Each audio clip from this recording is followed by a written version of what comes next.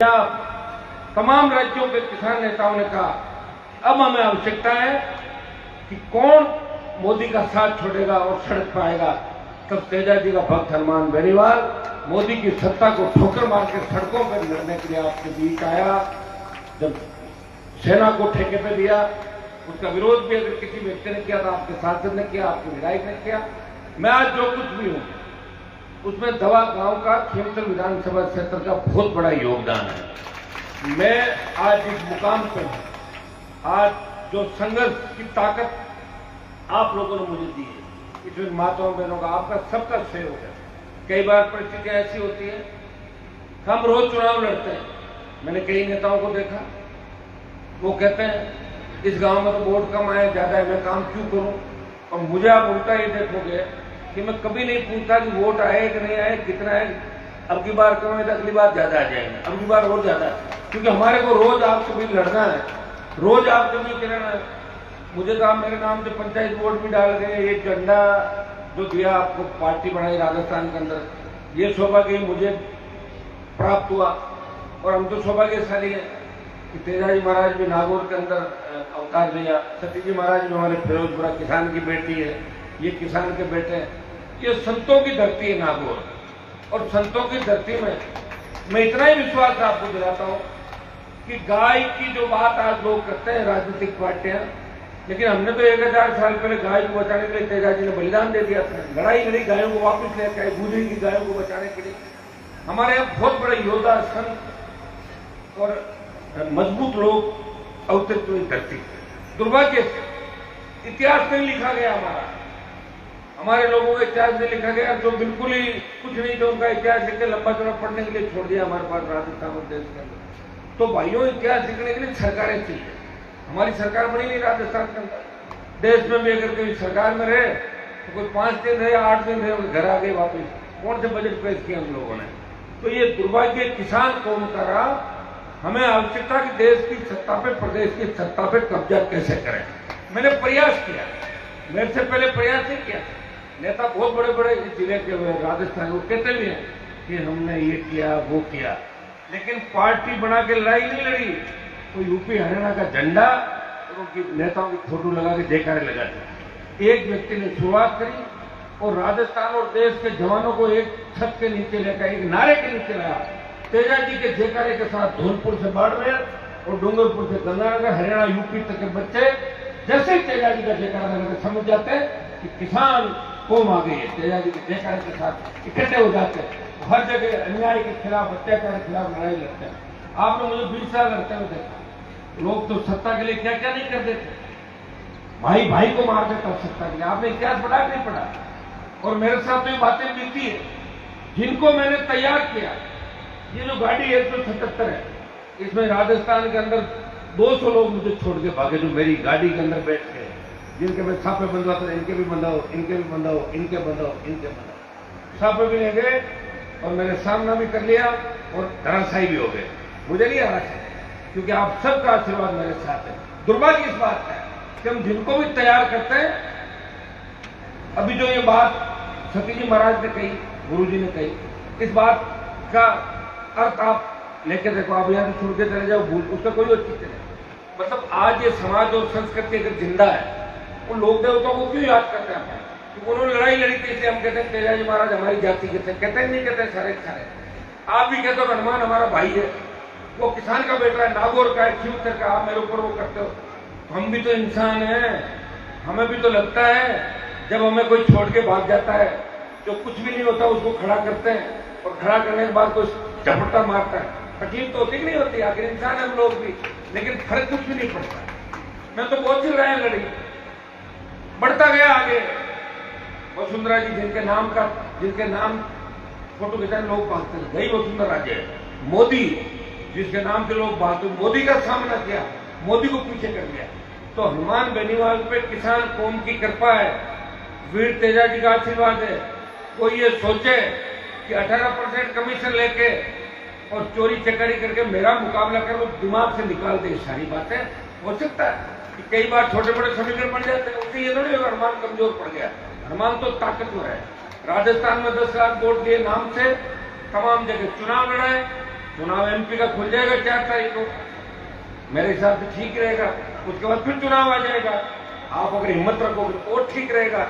वैसे ठीक ही रहेगा सारा कुछ। थोड़ी बहुत कई बार क्या समझ में आवश्यकता हो जाए, फर्क पड़ जाता है।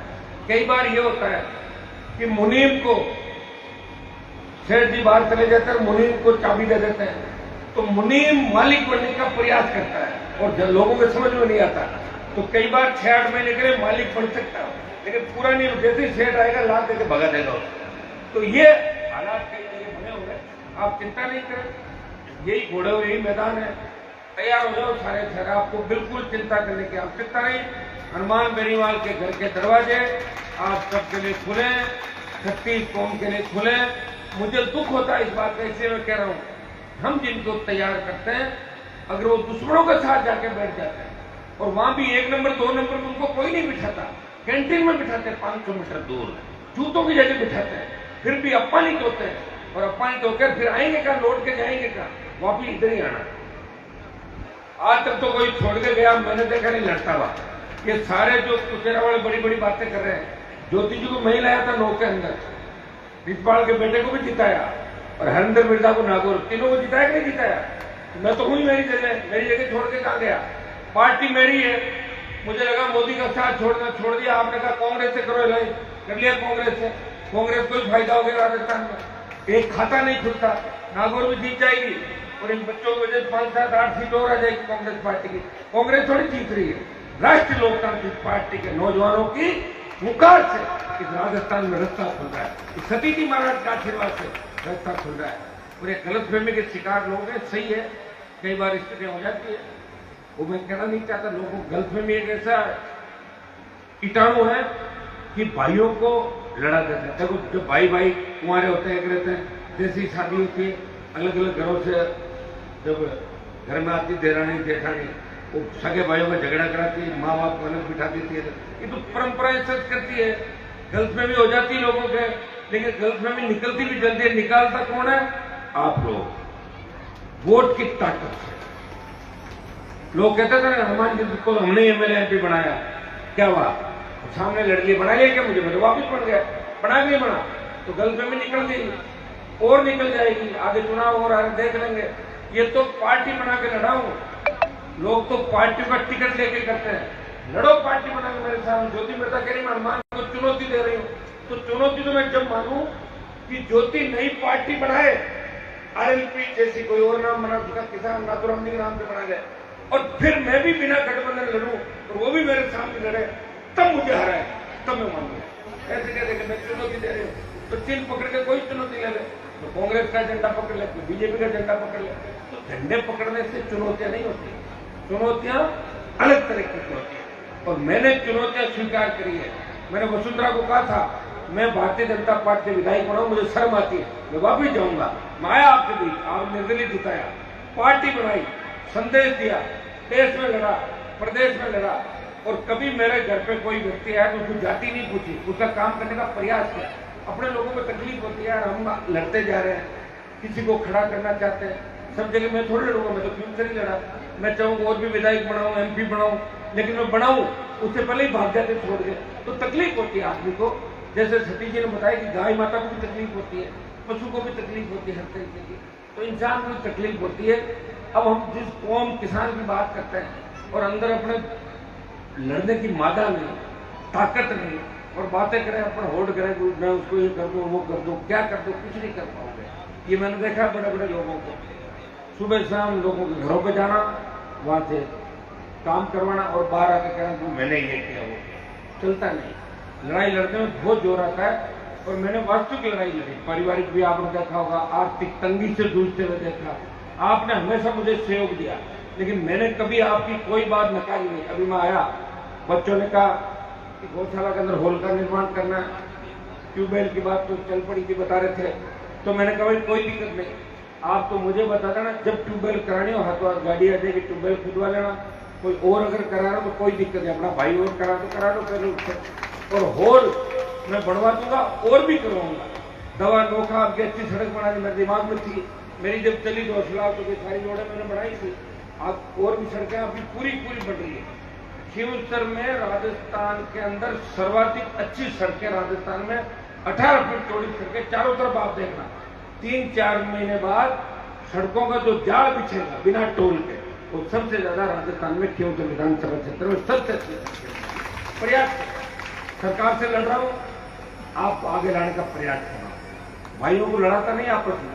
इस गांव में भी कोशिश की होगी, कभी बीच में छोटी मोटी बात भी हो जाए, कोशिश करता हूं राजीनामा करो, बैठ के बात करो, सब एक रहो, आगे बढ़ो। ये हमारे बच्चे बेटियां बेटे इंतजार करते हैं कि हम भी फॉर्च्यूनर घूमे, स्कॉर्पियो घूमे, जयपुर जाए, दिल्ली जाए। ये सारे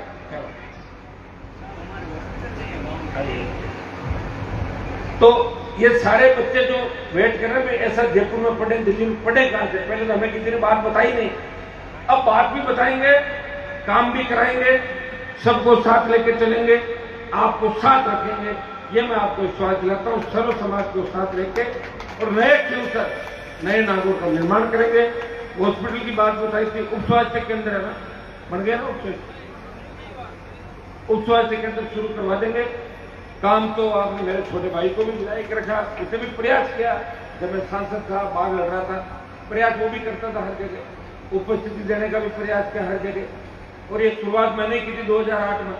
उससे पहले नेता आते नहीं थे गाँव के अंदर, और अब मैंने नेताओं की यह हालत कर दी कि कई तो बिना बुलाए आ जाते, पहुंच जाते, कार्ड नहीं दो तो भी चले जाते कि साहब आप बोले से निकल रहा था, मैं आ गया वापस। तो मैंने प्रयास किया, इसी का परिणाम है। और संतों का सानिध्य आशीर्वाद हमेशा बना रहा।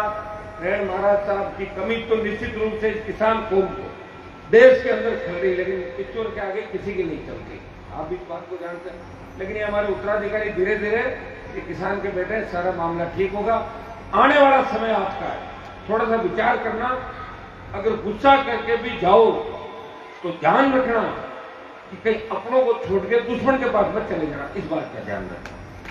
गुस्सा है तो पानी पी लेना। मेरे को बहुत गुस्सा आता है, मेरे सामने जब मिनिस्टर बने लोग हॉर्न बजा के मेरे घर के आगे से निकलते हैं, जो मेरे लिए झंडे उठा के घूमते थे, मंत्री बन गए 2-3 बार, तो मुझे भी गुस्सा आता है। लेकिन फिर मैं सोचता हूं ये मंत्री तो है, मैं तो मंत्रियों के ऊपर हूं, पार्टी का मेरा खुद के नाम और झंडे से काम कर रहा हूं, किसान कौम का नाम कर रहा हूं। मंत्री भी मुख्यमंत्री को धोख देते हैं और काम उनको वही करना पड़ता है। तो मैं शांत हो जाता हूं, क्योंकि मेरी लड़ाई दूसरी है, ये कौम और किसान की लड़ाई है। मैं खड़ा हूं, इसका मतलब किसान कौम देश प्रदेश के अंदर खड़ी है, हर जगह एक ही बात चलती है। आखिरी लड़ा का हनुमान धन्यवाद है, जो अभी तक झुका नहीं, रुका नहीं, उस कौम को आगे लेके जाएगा और कौम के सम्मान में कमी नहीं आने देगा। आप सबने मुझे आमंत्रित किया, बच्चे बड़े गुस्से में थे कि आवाज नहीं रहे हो, दवा बार बार फोन करे थे, मैंने कहा आ जाओ, मैं कहां जा रहा हूं, तो मैं आ गया। बच्चों की जिद थी, मैं आ भी गया। जितने काम आपके बच्चे दवा के ये सारे काम कराएंगे, खींवसर के पूरे काम कराएंगे। इतनी सी मेरी बात ही मानना कि छोटी मोटी बातें आपस में होती है, उनको वहीं बैठ के आप कर लेना और बात शाबाश हो जाती है। लेकिन हमें लड़ना नहीं है, आपस में कोई आगे बढ़ रहा तो उसको मदद करो, वो आगे बढ़े, हम भी आगे बढ़े। यही सतीश जी महाराज कह रहे हैं, यही हमारे बच्चे राम जी कह रहे हैं। बहुत बहुत आपको धन्यवाद कि आपने आमंत्रित किया, धन्यवाद। और गौशाला का जो ऐतिहासिक काम आपने शुरू किया, मैं विश्वास दिलाता हूँ इस काम को रोकने नहीं देंगे, खूब मदद करेंगे, खूब इस काम को आगे लेकर चलेंगे। मेरा सहयोग पूरा बना रहेगा। धन्यवाद, जय हिंद। बहुत बहुत धन्यवाद एमपी साहब को। बोले राम जी महाराज की। गौशाला रे मैंने बहुत ही सुंदर साफ सफाई व्यवस्था